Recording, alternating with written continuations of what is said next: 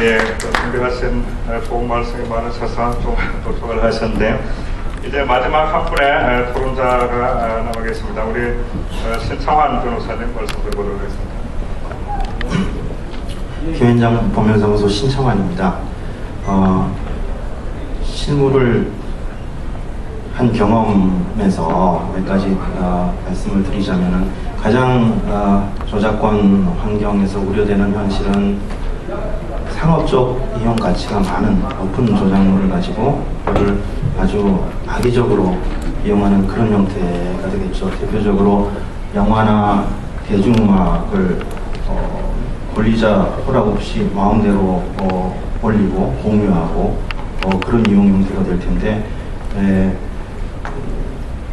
수요를 완전히 대체해버리기 때문에 더 이상 그 권리자들이 이 창작을 계속할 그런 요인을 제공하지 못하게 됩니다. 그래서 예전에 그 MP3가 파일이 처음 나왔을 때 그때 PC통신 환경을 제가 기억을 하는데 98년경이었던 것 같습니다. 그런데 운반 권리자들께서 이렇게 연석회의를 통해서 MP3 파일이라는 게 생겨가지고 지금 돌아다니는데 이게 활성화가 되면은 많이 안 팔릴 거 아니냐라는 걱정을 많이 하시는 거를 봤고 그 걱정이 저는 뭐 그때는 MP3 파일을 어느 정도 양성적으로 사용할 수 있도록 재정권으로 끌어들이는 노력을 하면 어떻겠느냐 그런 어드바이스를 드렸습니다만은 그건 이루어지지 않았고요. 그 이후에 2000년경 넘어가면서 소리바다 나오고 벅스뮤직이 먼저 나왔던가요? 소리바다 나오고 하면서 CD 시장이 완전히 거의 뭐 괴멸하다시피 하는 현상을 보고 야 이것은 저작권 보호가 이게 제대로 지켜지지 않으면 문화 베이스를 그냥 확 죽여버리는 그런 아주 극단적인 결과가 나타나는구나. 그래서 어떤 그런 아주 불법적이고 악의적인 그런 이용에 대해서는 좀 법이 좀 엄정하게 대처를 해야겠다라는 생각이 들었고요. 다른 한편으로는 다른 한 축은 그런 겁니다. 비난 가능성이 좀 낮고요. 그 다음에 아주 시리어스한 이 시장에서 저작물을 생산하는 그런 사람들의 비즈니스에 영향을 별로 미치지 않는 그런 이용 영향가 있을 수 있습니다. 그래서 외식 선생님 그 구분에 따르면은 카피하고 뭐 트랜스포머티브 유스 이렇게 구별을 하시는 것 같은데 카피는 아까 베끼기 혹은 해적행위 이렇게 보면 될 것 같고 트랜스포머티브 유스라는 거는 뭐 우리말로 좀 적합하지는 않지만 변형적 이용 이렇게 나누어 볼 수 있다면은 아까 말씀드린 그런 심각한 저작권 침해 행위는 카피 쪽이고요. 그다음에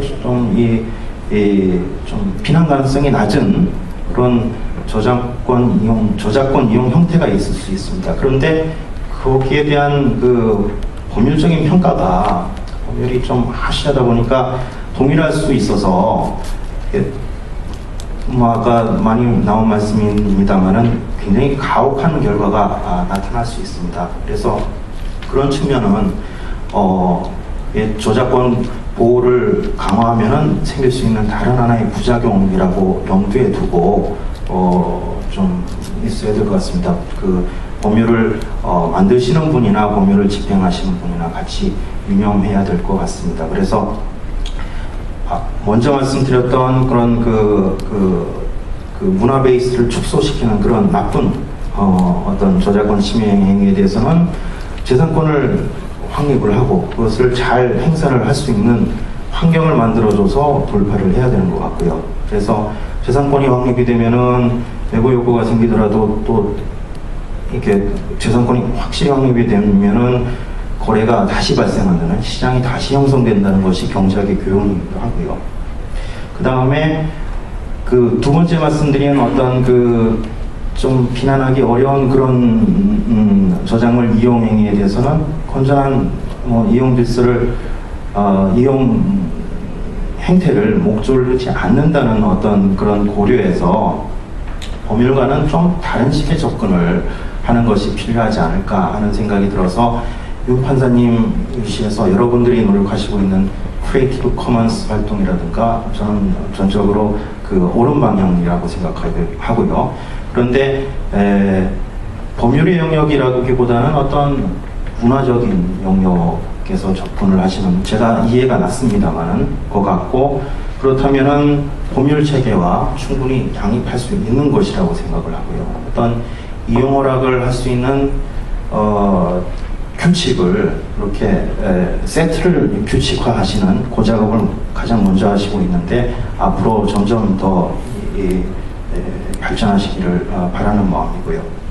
그런데 다시 좀 앞으로 돌아가서 이렇게 평화롭게 이렇게 돌아가는 영역만 있는 게 아니거든요. 우리 인터넷 환경이라는 것이 아주 문화산업을 말살할 정도로 그렇게 이용하시는 분들이 있어서 그런 분야에 대해서는 레귤레이션을 좀 강화를 해야 될 것 같고요. 그런데 법률을 잘 모르고 이제 했다가 뭐랄까요, 좀 형사처벌도 되고 그런 사례들이 있고 특히 청소년들이 고소를 당하고 그런 사례들이 있는 것 같은데 그거는 좀 저작권 교육을 강화하는 방향으로 좀 풀어야 될 문제인 것 같기도 하고 권리자가 좀 선별해서 침해자들을 좀 대응해야 되는 그런 측면도 있는 것 같습니다.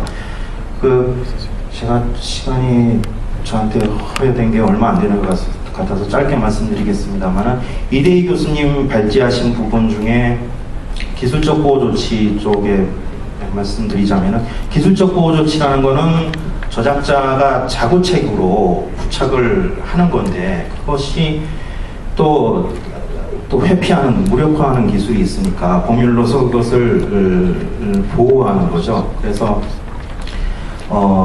아까 논의가 나왔습니다만 소니 컴퓨터 모드칩 사건이 나온 이후에 기술적 보호 조치가 한국에서 상당히 좀 잘 보호가 되는 환경이었다고 할 수 있고요. 최근에는 비슷한 게임기입니다만은 닌텐도사의 듀얼 스크린, DS 게임기에서 기술적 보호 조치를 회피하는 알파 카드리지라는 이 닥터 툴리라고 불리기도 하고요. 그런 것들도 그 수입업자에 대해서 좀 법원이 엄격하게 실형을 선고하는 그런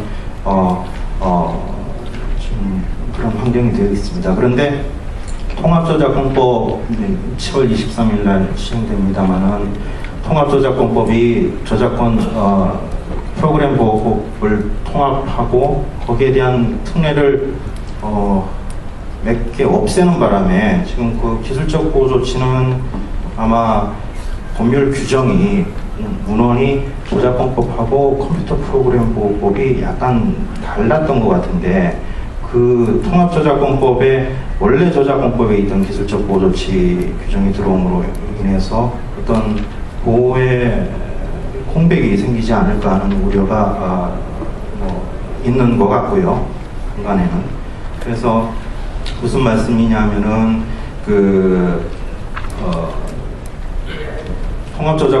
저작권법에는 그 접근 통제 보호 조치에 대한 법률적 보호는 안 하는 걸로 해석이 된 것 같아서 잘 모르겠습니다만은 그거는 앞으로 좀 그 부분에 대한 보완이 따라야 될 것으로 생각합니다. 삼지다학제는 제가 여러 가지 의견들이 많아서 많은 좋은 말씀이 있으셔서 더 이상 보태지는 않겠습니다만은 하여튼 우리 법에서 이게 절묘한 균형을 잡으려면은 그 시행령이 지금 나와야 되지 않습니까? 거기에서 공정이용 조항이 실질적으로 반영되어 있다 그런 말씀도 하셨는데 운영의 묘가 필요한 것 같고요. 저작권 심의위원회에서 실제 인포스를 할 때는 심의를 거치도록 되어 있기 때문에 저작권위원회 역할도 굉장히 중요한 것 같습니다. 저는 이 정도로 말씀드리겠습니다. 예, 감사합니다.